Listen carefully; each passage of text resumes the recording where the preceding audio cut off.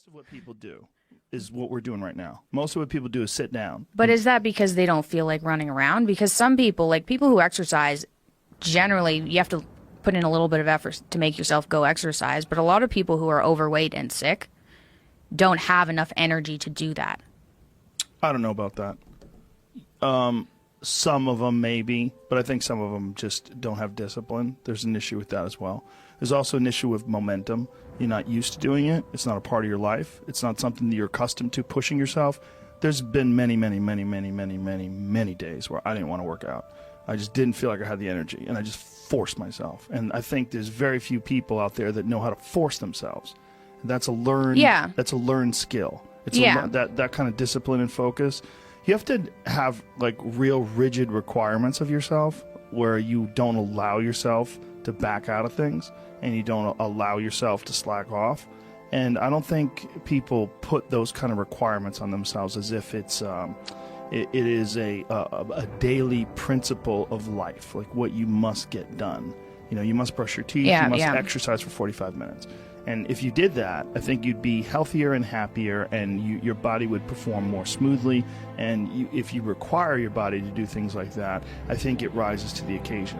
There are very few people that have that kind of discipline. So because of that, they come up with excuses. And excuses are a giant part of the problem. It's not simply a physical health issue. There's also mental aspects of it, and discipline's a big one. I just know way too many people who are weak mentally. And I can't just chalk it off to only, you know, their physical, the way they physically feel, because I felt like shit 100 times, and then I worked out, and then I felt way better. Yeah, it's just a fact of life. That's real. You know, you just gotta. And people don't know how to do that. And it's not. And if you're used to doing this, get in your car, sit down, drive to the office, sit down, go to the lunch, sit down. You know, go to the board meeting, sit down. Get in your car on the way home, sit down. Get home in front of the TV, sit down. Then go to the gym, fuck off. They don't have any energy. You know, their body's not, their body's like, I don't have it in me to do this. And I don't believe that. I think it's a lot of it is the mindset. So I partly agree with that, but because, and I know I was a very sick individual. You're in a different case. You have real, legitimate, diagnosed physical issues. This is a very different thing. I mean, you have a severe autoimmune disorder.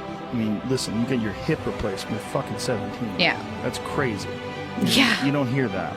This is a different. I'm talking about the average fat fuck who's just sitting around being lazy. That's really what it is. It's like, I'm sure a lot of it is diet, and a lot of that diet affects their physical health. But there's been many people that have just put their foot down and said, enough.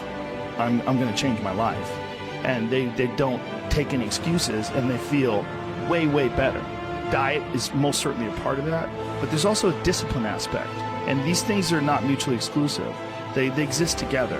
They're all together, and they work symbiotically. The way your mindset affects the choices you make with your diet, and the mindset also affects the choices you make in terms of like whether or not you require yourself to exercise.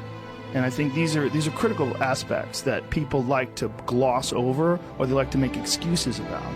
And they get very angry if you don't accept those excuses. And that's a sign that they're trying to enforce this standard and this idea and push it on you and give themselves an excuse. And it's one of the reasons why they get angry. It's one thing if someone has a legit physical issue like you do, but there's a lot of people who do not. They just have poor diet choices, they have a sedentary lifestyle, and they have the momentum of this sedentary lifestyle that's holding them back. They're accustomed to being lazy. He just didn't do it. No, I don't believe that. But when you say he didn't have enough energy to exercise, did he walk around? Well, yeah, but you can drag yourself through things. And you can drag yourself through an exercise routine. You can. Oh, you most certainly can. You most certainly can. You don't have to do a lot. You just have to do something. You walk up hills. You jump a little rope. You take a little tiny kettlebell. You do a couple cleans and presses. You do a few push-ups. You do a few sit-ups. You get your blood pumping. You're moving. You're alive. You're exercising. To say you don't have enough energy to exercise, that's crazy. Can you walk to the refrigerator? Then you can exercise. I'm not saying that you have to run marathons, You can exercise, and everyone should fucking exercise. I agree. Everyone should exercise. But don't ever say, these people are so crazy. They want you to believe, I don't have the energy to exercise. God damn it. Everyone does. If you're I alive, don't know. you can exercise. I believe that. He's exercising now. Sure, he's got less weight on his body. He feels better. And he has energy. That's wonderful. He could have exercised then, too. He would have felt shittier, for sure. Wouldn't have felt as good as he's feeling now. But to give people this excuse, I don't have the energy to exercise, that is crazy to say. Can you walk to the fucking refrigerator? Yes. Well, you can exercise. You don't have to do anything crazy. Just walk around the block. There's 80-year-old ladies who take yoga with me. They're fucking really old, and they're in there. They're going after it. They could easily say, I don't have the energy to do that. But they don't. It's a mental attitude. They make a decision. I agree. Like, there's a lot of it's discipline. You're going to get people who just won't exercise. You don't have to kill yourself. You don't have to go to a CrossFit class and try to do the workout of the day. You don't have to go nuts and do clean and presses with 150 pounds. You don't have to do that. But you have to do something. Just get your blood moving. Your body has requirements. It wants to move. It really does. And when it does, you feel better. But people like to give themselves this excuse. I do not have the energy to do this. Whatever. If you decide that, that's true. But if you watch a motivational video, there's 100 of them on YouTube, thousands even. You go watch one, you'll get fired up. You're like, fuck it, I'm going to jump some rope. You jump some rope, you do something. Just do some push-ups, do something, do some bodyweight squats. You'll feel better. But it's also like learning that and having that as a part of your daily life. It has to be, again, I'm not talking about someone like you who's in the throes of this autoimmune disorder where you're getting your hip replaced at 17. I'm not talking about someone with like serious degenerative illness. I'm talking about just a regular person who's overweight. You can do it. There's a lady who's like 450 pounds that takes yoga with me. She's enormous. She's in there. She's probably really embarrassing. Very hard to do. Yeah. And she's in there. Anyone could do it. We can do it. And again, I'm not saying do what Michael Phelps does. I'm just saying just do something. Gotta do something. We have fucked up lifestyles.